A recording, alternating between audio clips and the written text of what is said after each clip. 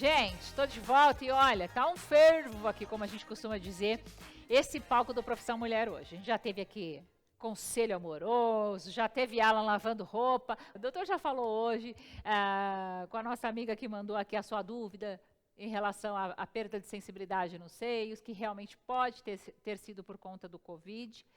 Respondeu também quem tem dúvidas sobre cirurgia nesse momento. E as perguntas relacionadas à Covid não param, viu, doutor?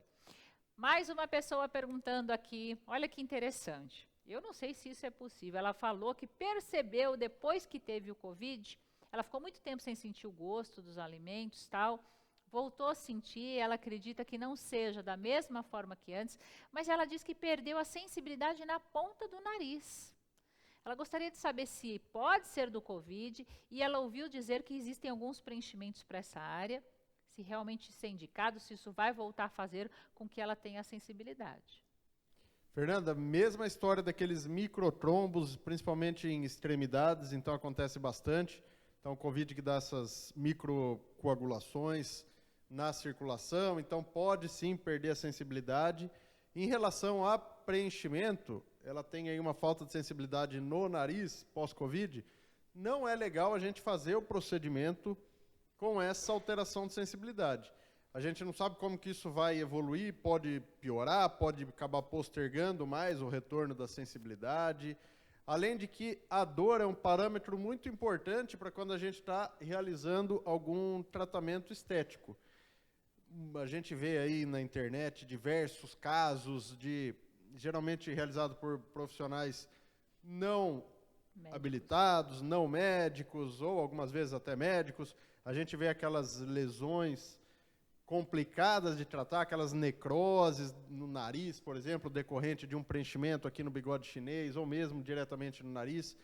E com a alteração da sensibilidade, isso pode acontecer até com uma maior facilidade, porque a hora que o médico está lá injetando o produto, se você injeta o produto, um ácido hialurônico, um preenchedor dentro do vaso sanguíneo, que é o que vai promover aí, levar uma necrose, se o paciente tiver com a sensibilidade legal, bacana, o paciente vai sentir uma dor absurda no momento da injeção, dessa aplicação.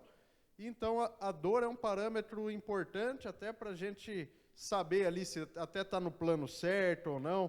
Geralmente, o plano que a gente acaba injetando esses produtos, esses preenchedores, é no tecido subcutâneo, que não tem tanta vascularização, então o paciente não sente tanta dor durante o procedimento. Se está doendo muito, tem alguma coisa de errado. Então, realmente, o mais importante é esse parâmetro que é a dor. Com certeza, a dor é um parâmetro bastante importante para diversos procedimentos que a gente realiza no consultório, seja sem anestesia ou com uma anestesia leve local. Então, a dor é um parâmetro muito importante para nós médicos que estamos fazendo o procedimento. Doutor, e falando de dor aí, de partes sensíveis, nós temos aqui também uma telespectadora do Rio de Janeiro, que disse o seguinte, que ela tem muita vontade de fazer preenchimento nos lábios, mas que as amigas disseram que dói bastante, que incha, que não fica igual, mas é o sonho dela. Ela queria que você explicasse realmente como é que funciona preenchimento labial. Olha, se perguntasse para mim, você faria? Jamais, porque diz que dói. Olha só, diz gente. Que dói. E eu estou fora de sentir dor. Mas hoje em dia a gente tem produtos super modernos, com produtos já com anestésico na composição. As técnicas evoluíram bastante, então hoje em dia, a maioria dos casos, eu particularmente, e a maioria acho dos dermatologistas, cirurgiões plásticos, a gente acaba utilizando uma cânula ao invés de uma agulha para fazer o preenchimento labial.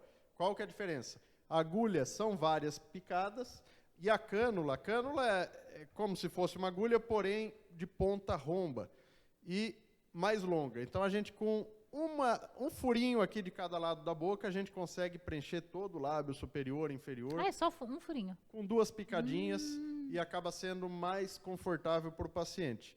A gente passa também pomadas anestésicas para dar uma enganada, não resolve tanto, mas para o psicológico é legal. Em alguns casos, paciente que é mais sensível, mais dolorido, a gente acaba fazendo aquela anestesia de dentista, que dá uma paralisada aí em toda essa região central da face e vai numa boa. eu gosto de, na clínica, eu assusto bastante os pacientes. Eu falo, tudo que eu vou fazer, eu falo, vai doer um monte, porque daí ele já está com uma expectativa grande que vai doer. E a hora que acaba, lábio, nariz também, que é uma região que dói bastante, muitas vezes eles falam, puxa, estava esperando mais. E vai numa boa com esses produtos modernos, super tecnológicos que a gente tem hoje em dia. Então, respondido. Em resumo ao que o doutor falou, dói um pouquinho, mas se é o teu sonho, vale a pena, né, doutor? Exatamente, o resultado vale, viu? Vale, o resultado né? vale a pena. Preenchimento labial, por exemplo, o pessoal nunca, quem faz uma vez sempre acaba fazendo, porque dá um resultado muito bacana quando realizado por um profissional competente aí da área, dá um resultado muito bacana, um contorno legal, uma hidratação nos lábios e fica show de bola. O doutor, falando ainda de preenchimento, tem uma pessoa que mandou uma mensagem aqui que ela sofreu um acidente e aí ela ficou com uma deformidade do lado do rosto, que inclusive mandou a foto, depois a gente encaminha para o doutor. E aí ele pesquisando e tal, ele viu que uma possibilidade são preenchedores, preenchimento à base de colágeno, de estimular colágeno. Ele gostaria de saber se realmente isso é correto, até porque ele pesquisou, o preço não foi baixo, foi um preço alto. Se isso tem efeito, quanto tempo isso dura, se isso é permanente, se pode usar um preenchedor permanente no rosto, nesse caso que ele foi acidentado e tem uma assimetria no rosto. Uma pergunta bem interessante. Então, a gente, não é raro a gente se deparar com algum paciente que tem alguma assimetria importante decorrente a um trauma, ou até mesmo decorrente de congênito, de nascer com essa assimetria.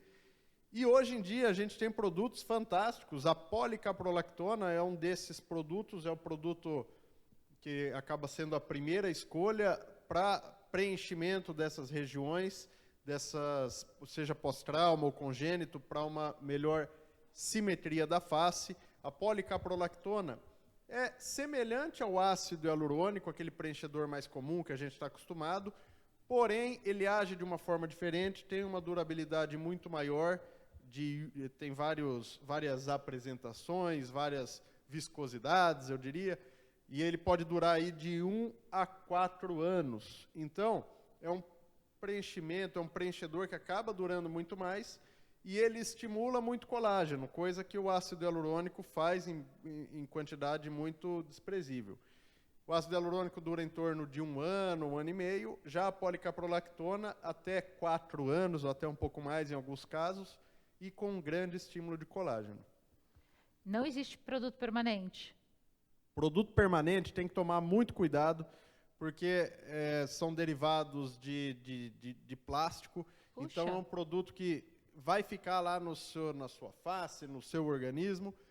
O organismo vai reconhecer certamente que é um corpo estranho e em algum momento da vida, pode ser recente, nos primeiros dias ou primeiras semanas após o preenchimento, ou pode ser após alguns anos, o organismo vai tentar encapsular esse produto, vai fazer um processo inflamatório, tentando expulsar esse produto do organismo e gera problemas aí gravíssimos, porque o produto, ele acaba, de um modo bem simples de falar, ele acaba enraizando nos tecidos, enraizando na musculatura, então acaba gerando diversas complicações, aumenta muito a chance de infecção quando a gente trabalha com produtos permanentes, produtos que duram para sempre.